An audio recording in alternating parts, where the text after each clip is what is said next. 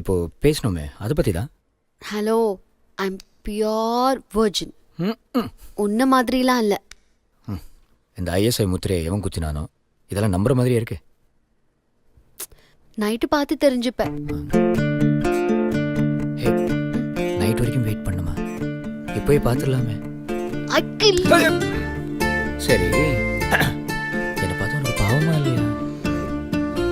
பாவமா தான் இருக்கு. அட்லீஸ்ட் ஒரு கிஸ் கொடுத்துட்றேன்னு. சரி. கண்ணத்துலையா? லிப்ஸ்ல.